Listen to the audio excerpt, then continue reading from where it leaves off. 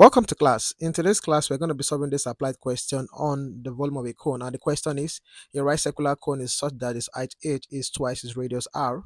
Find its volume in terms of h. Alright, so before we go further, let's take note of this part of the question. Height is twice its radius r. Okay? Alright, so if that be the case, so let's form an expression with that. H equals to what? 2r. That is twice the radius. Okay, so that is height h equals to what? 2r. So if the height is twice the radius, okay, so we can equally say that the radius is half of the height, right? Exactly, good. All right, so r equals what? H over 2. That means the radius equals what? H over 2, that is half of the height. All right, so now let's continue with our question. So find the volume. So we need to record the formula for calculating the volume of a cone, and that is what? One third of the volume of a cylinder. Do not forget, the volume of a cylinder is pi r square h.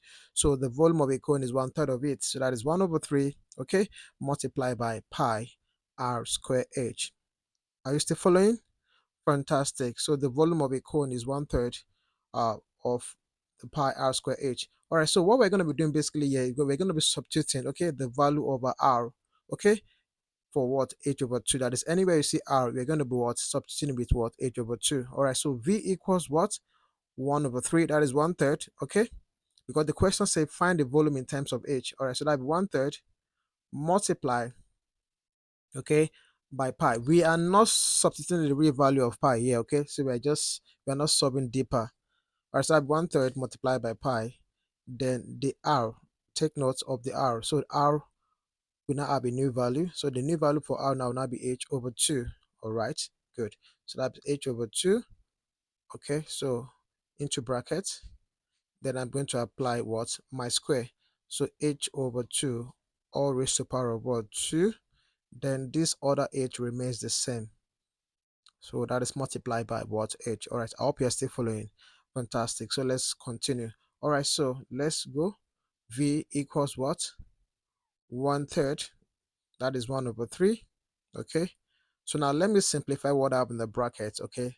First, so that I can move further with my calculation. That is one third multiplied by pi. Okay. So now the h over 2 square. The squares affecting both the h and the 2. So that will be h multiplied by 8. That will give us what? H square.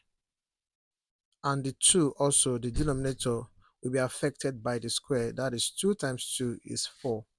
2 in 2 places, okay? That is 4 multiplied by what? The h, that is the height, over 1. Okay, so I want to make everything look like a fraction. So I'm going to say over 1 here. Okay, the same thing with this pi over 1. So now nothing can divide. If you look through, I do not have numbers or terms that can divide each other. So I'm going to multiply all my numerators. Okay, so that'll be what? 1 multiplied by pi multiplied by h squared multiplied by height. Okay, pi multiplied by h squared multiplied by h. All right, so how many h you have there? That's 3. That'll be h raised to the power of 3. So that is all for the numerator side. And for the denominator side, I only have 3 and 4. That is 3 times 4 times 1 times 1. Okay, so that'll be 12. All right, so this is actually my final answer. But alternatively, in case you do not see this as one of your options, okay, you are definitely going to see this one. So your answer can also be written as V equals what? 1/12 of pi h cube. Okay, so in case you're not seeing the first one, the two expressions are actually the same thing. These two formulas are actually the same thing. So 1/12, okay, that is 1 over 12 multiplied by pi h cube. So these two answers are the same. Okay, so if you do not see the one on the left, you're definitely going to see the one on the right, and that is the final answer. I'm sure you've learned something in this class, and I cannot wait to see my next class. Until then, bye.